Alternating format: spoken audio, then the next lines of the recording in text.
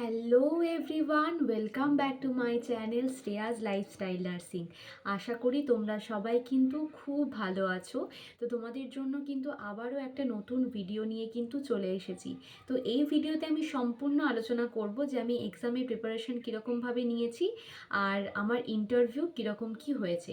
তো প্রথমেই বলি যে ট্রেনিং লাইফে তোমরা যে বইগুলো পড়েছো অবভিয়াসলি সেগুলোর কিন্তু একটা প্রপার বেসিক নলেজ কিন্তু তোমাদেরকে থাকতে হবে। কেননা সেই বেসিক নলেজ না থাকলে কিন্তু তোমরা কোনো এক্সামে কিন্তু ভালোভাবে কিন্তু দিতে পারবে না। তো যাদের বেসিক নলেজ ক্লিয়ার রয়েছে তারা তো অবশ্যই খুব ভালো, আর যাদের বেসিক নলেজ এখনও পর্যন্ত ক্লিয়ার নেই তারা কি করবে তো সেটাই কিন্তু এই ভিডিওতে কিন্তু বলে দেব। তো তোমাদেরকে একটা কথাই বলি, এখন যেরকম যা কম্পিটিশান সেই কম্পিটিশানের সিচুয়েশনে দাঁড়িয়ে কিন্তু খুব ভালোভাবে পরিশ্রম কিন্তু করতে হবে। কেননা এই বছর মোটামুটি ধরো 50,000-এর ওপরে ক্যান্ডিডেট ছিল, সামনে বছর কিন্তু হয়তো তারও বেশি থাকতে পারে। আর আমরা জানিও না যে আবার কবে রিক্রুটমেন্টটা হবে।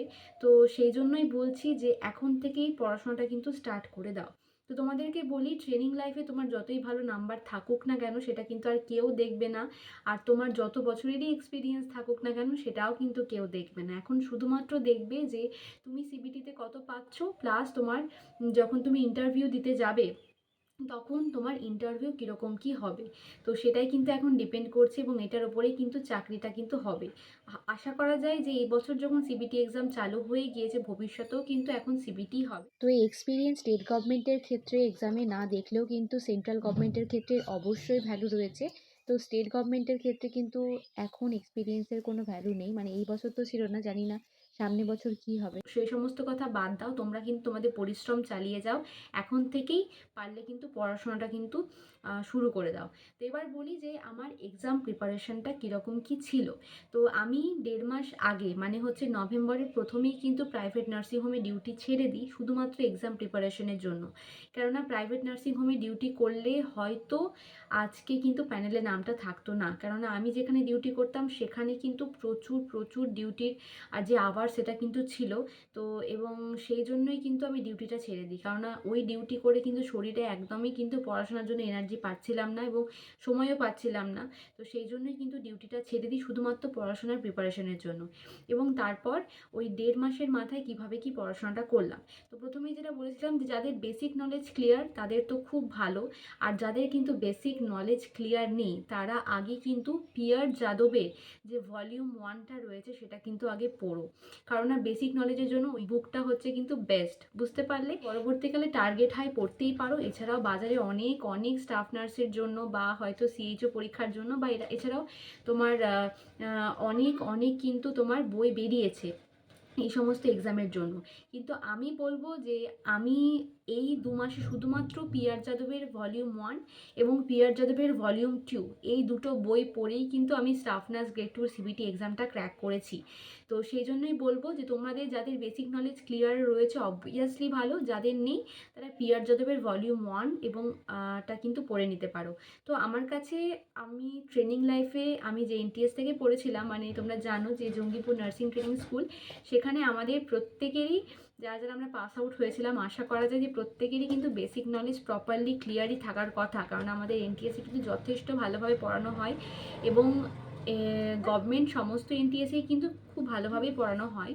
তো প্রাইভেটেও বলবো না যে খারাপ পড়ানো হয়, প্রাইভেট নার্সিং ট্রেনিং স্কুলও কিন্তু এমন অনেক অনেক নার্সিং ট্রেনিং স্কুল রয়েছে যেগুলো কিন্তু খুব ভালোভাবে কিন্তু পড়াশোনা কিন্তু করানো হয়। মাত্র এই 2 মাসে কিন্তু শুধুমাত্র পিয়ার যাদবের ভলিউম 1 এবং ভলিউম 2 এই দুটো পড়েই কিন্তু স্টাফ নার্স গ্রেড 2 সিবিটির এক্সামটা দিয়েছিলাম।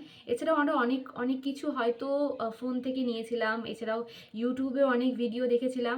কিন্তু শুধুমাত্র আমি বলবো যে যাদের এখন বেসিক নলেজ ক্লিয়ার নেই, পিয়ার যাদবের ভলিউম 1টা আগে কিনে নাও তাড়াতাড়ি, এবং তারপরে কিন্তু ভলিউম 1-এ তোমার তোমার যেগুলো মনে হচ্ছে যে তুমি হয়তো এই জায়গাগুলো তোমার হয়তো ডাউট রয়েছে বা এই জায়গাগুলো হয়তো তোমার ঠিকঠাকভাবে বোঝা নেই, তো সেগুলো কিন্তু সেখান থেকে পড়ে কিন্তু তুমি ক্লিয়ার করতে পারো।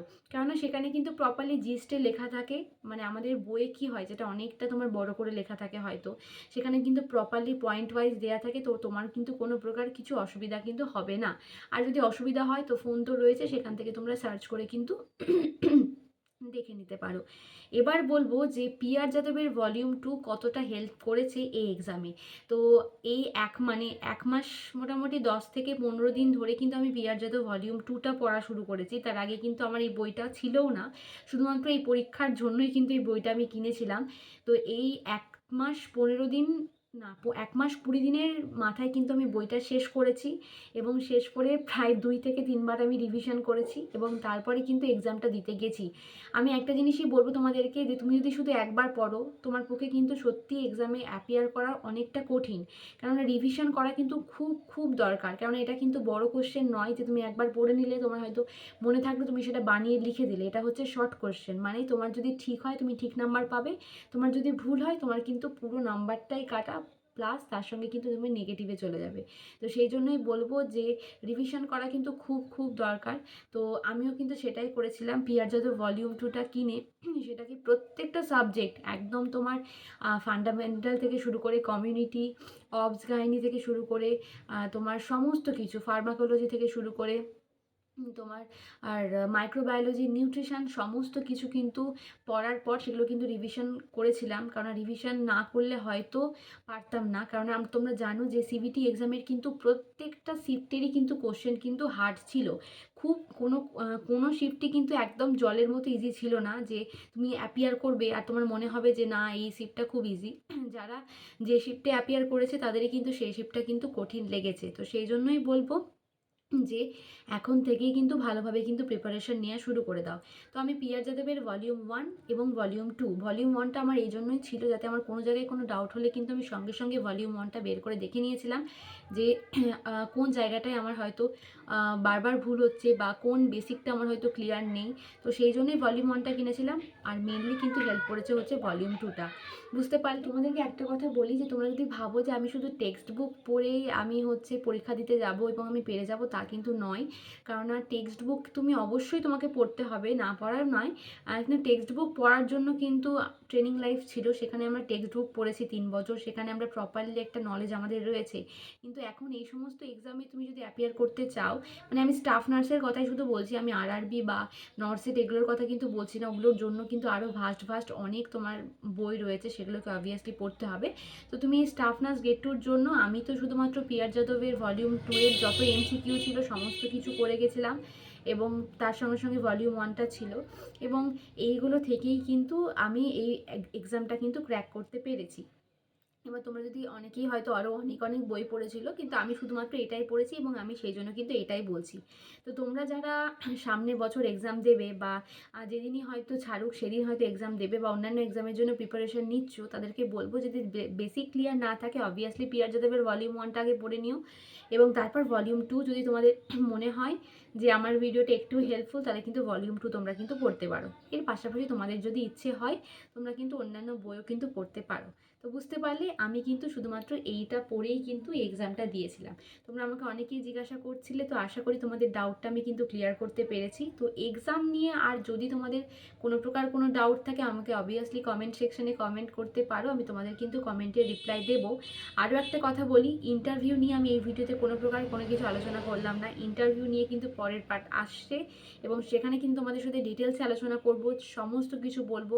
আমার ইন্টারভিউ কীরকম কী হয়েছিল, আমি কি ড্রেস পরে গেছিলাম, আমাকে কি কি কোশ্চেন জিজ্ঞাসা করেছিল, ঠিক আছে, আমার কোন শিফট ছিল, সমস্ত কিছু কিন্তু বলবো।